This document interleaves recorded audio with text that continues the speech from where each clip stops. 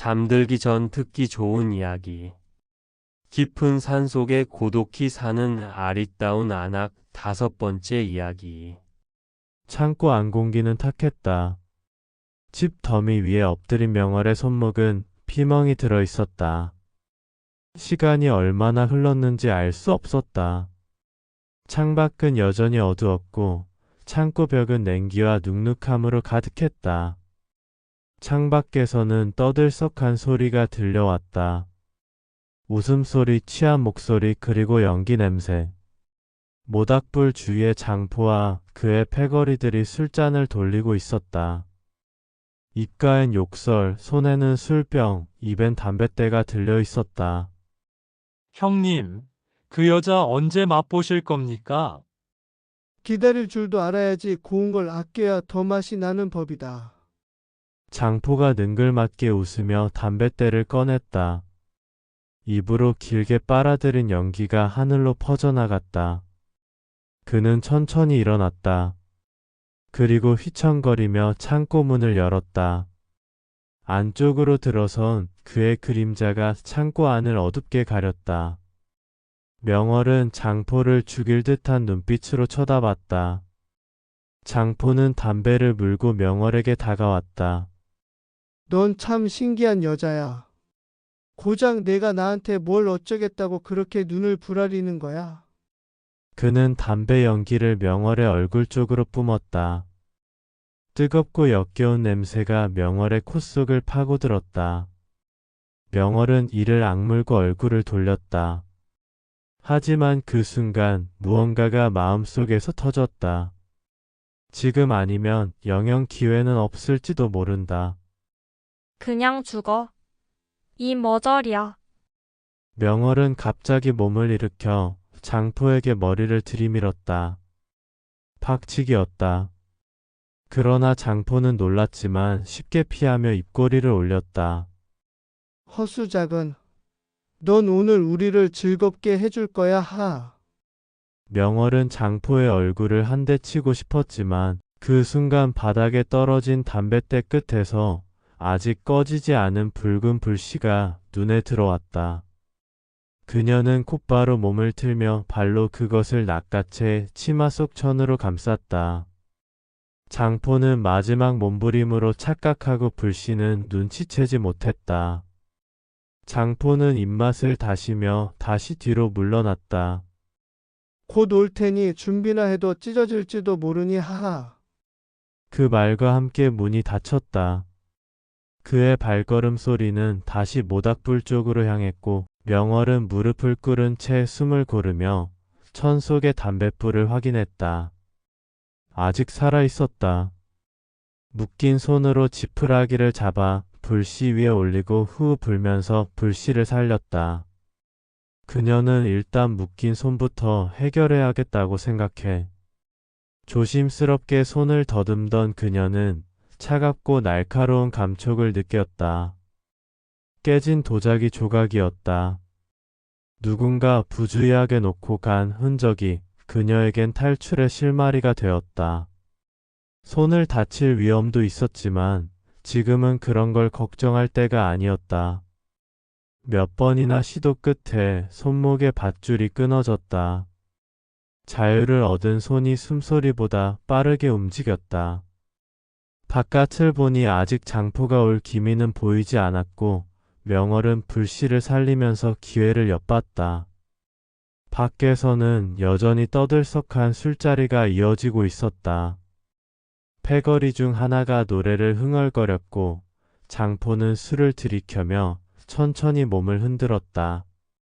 1시간 정도 지난 후 장포와 패거리들이 취기가 올라 웃고 떠드는 소리가 커졌을 때 명월은 지금이 적기라고 생각했다. 창고 입구 쪽에 불씨를 두고 지푸라기와 나뭇가지를 올려 불씨를 키웠다. 그리고 창고 안에 있던 포대를 가져와 먼지를 일으키기 시작했다. 창고 안에서 희미한 연기가 피어오르기 시작했다. 처음엔 아무도 눈치채지 못했다. 하지만 곧 탄내가 주변을 감쌌고 누군가 소리를 질렀다. 야, 뭐 타는 냄새 안 나냐? 에이, 모닥불 연기겠지. 아니, 창고 쪽이야. 그 순간 창고 안쪽에서 작은 폭음이 터졌고 집 더미가 불길에 삼켜지며 타올랐다. 불빛은 한순간에 주변을 집어삼켰고 패거리들이 우왕좌왕 뛰기 시작했다. 창고다.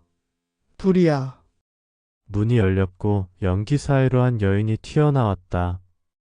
명월은 지푸라기 냄새와 연기에 찌들어 있었지만 눈빛은 살아 있었다. 혼란스러운 틈을 타 그녀는 곧장 산속으로 달아났다. 뒤에서는 고함과 발소리가 울렸지만 그녀는 멈추지 않았다. 같은 시각 송우는 산속을 헤매고 있었다. 명월이 사라져 수소문한 끝에 이쪽 산 버려진 창고에 있다는 소문을 들었다. 지푸라기라도 잡는 심정으로 어둠 속을 걷고 있었고 그 순간 앞쪽에서 달려가는 사람을 보았다. 밝은 달이 비치는 숲속에서 그 흘림이 묻어도 명월의 미모를 가릴 순 없었다. 송우는 지체 없이 바로 달려갔다. 명월은 가까이에서 들려오는 발소리에 심장이 철렁 내려앉았다. 누군가 따라온 줄 알고 뒤를 돌아본 순간 그토록 그리던 송은이 서 있었다. 말도 없이 숨도 제대로 쉬지 못한 채 명월과 송우는 서로를 끌어안았다. 송은 괜찮소? 어디 다친 곳은 없소? 그들은 서로를 확인하며 꼭 안고 있었다. 하지만 그 순간 뒤에서 익숙한 목소리가 들려왔다. 바로 장포였다. 송은, 악기에 홀린 듯한 얼굴, 술에 젖은 눈빛, 그리고 한 손엔 날이 빠진 칼자루가 들려 있었다. 이대로 끝낼 줄 알았냐? 그는 비틀거리며 달려들었고 송우는 명월의 손을 잡고 다시 도망쳤다. 그러나 체력은 한계에 다다라 있었다. 가파른 피타를 오르던 그들은 결국 미끄러져 넘어졌고 장포는 그 틈을 놓치지 않았다. 끝이다. 장포가 비틀거리며 달려들었고 송우는 마지막 힘을 다해 그의 가슴을 밀쳤다. 중심을 잃은 장포는 뒷걸음질치다 발이 허공을 디뎠고 술기운에 휘청인 그의 몸은 그대로 절벽 아래로 굴러떨어졌다. 바위에 부딪히는 둔탁한 소리가 어둠 속을 가르며 울려 퍼졌다. 절벽 아래 패거리 중 몇 명이 그 장면을 목격하고 절규했다. 형님 떨어졌어. 그들은 당황하며 산 아래로 달려갔다. 쫓아오는 낌새가 없는 것 같아 송은과 명월은 그 자리에 주저앉은 채 숨을 몰아쉬었다. 보름달과 별들이 떠 있었다. 바람은 이제야 조용했고 그들 앞엔 긴 침묵이 흘렀다. 명월이 조용히 말했다. 이제 정말 끝났을까? 송우는 그녀의 손을 감싸쥐며 고개를 끄덕였다. 내가 그대를 끝까지 지키겠소. 두 사람은 천천히 산길을 걸어 내려갔다. 멀리 송월 식당의 등이 희미하게 흔들리고 있었다.